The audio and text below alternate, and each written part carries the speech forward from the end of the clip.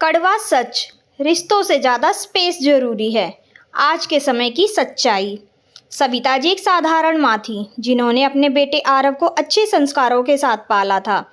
आरव की शादी प्रिया से हुई। पढ़ी लिखी मॉडर्न सोच वाली लड़की थी। शुरू में सब ठीक था, लेकिन धीरे धीरे घर में छोटी छोटी बातों पर तकरार शुरू हो गई। एक दिन प्रिया मोबाइल चलाते हुए बोली, आरव सच बताओ, क्या हमें हमेशा मम्मी के हिसाब से ही जीना पड़ेगा? आरव बोला, ऐसी बात नहीं है प्रिया, बस माँ अकेली है, ज़्यादा सोच विचार और अपने अनुभव के आधार पर हमारा मार्गदर्शन करती हैं, इसलिए तुमको ये सब रोक टोक लगता है। प्रिया बीच में ही बोल पड़ी, तो हम क्या करें? अपनी ज़िंदगी जीना छोड़ दें?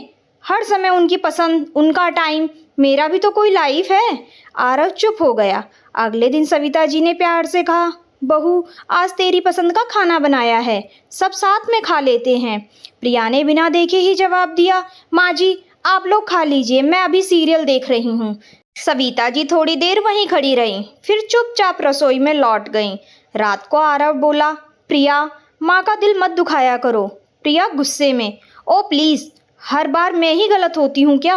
आपको सिर्फ अपनी माँ दिखती है।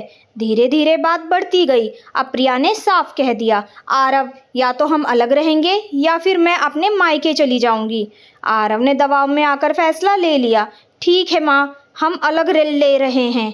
सविता जी ने हल्की मुस्कान के साथ कहा, कोई बात नहीं बेटा, आजकल सब ऐसे ही रहते हैं। लेकिन अंदर से वो पूरी तरह टूट चुकी थी। अब वो घर जो कभी हंसी से भरा रहता था एकदम सूना हो गया। सविता जी दिन भर बस फ़ोन की तरफ देखती, शायद आज मेरा बेटा कॉल कर ले। लेकिन कॉल कम होते गए और दूरी बढ़ती गई। कुछ महीनों बाद एक रात अचानक आरव का ऑफिस से लौटते वक्त तेज एक्सीडेंट हो गया। प्रिया घबराकर अस्पताल पहुंची। डॉक्टर, मेरे पति ठीक हो जाएंगे ना? डॉक्टर बोले, हालत सीरियस है, परिवार के किसी बड़े को बुलाइए। कपकपाते हाथों से प्रिया ने सविता जी को फ़ोन किया, माँ जी आरव आरव अस्पताल में है।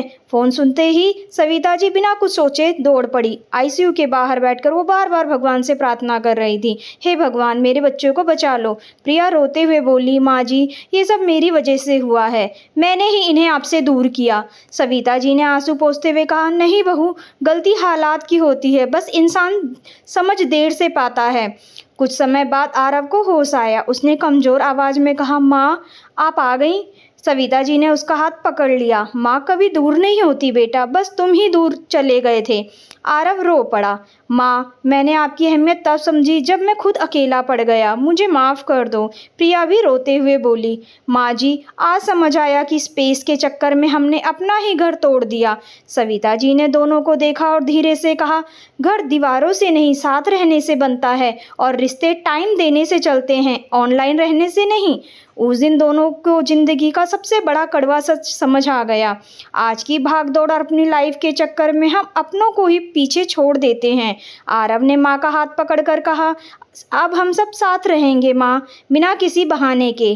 कहानी की सीख, आज का कड़वा सच यही है, हम मोबाइल और अपनी पर्सनल लाइफ में इतने उलझ जाते हैं कि अपनों को समय देना भूल जाते हैं। याद रखो, जो रिश्ते हमें सबसे ज़्यादा प्यार देते हैं वही सबसे ज़्यादा समय भी मांगते हैं, और अगर समय पर उन्हें समय न दिया जाए तो वो चुपचाप दूर हो जाते हैं। स्टोरी अच्छी लगी तो चैनल को लाइक, सब्सक्राइब और शेयर ज़रूर करें।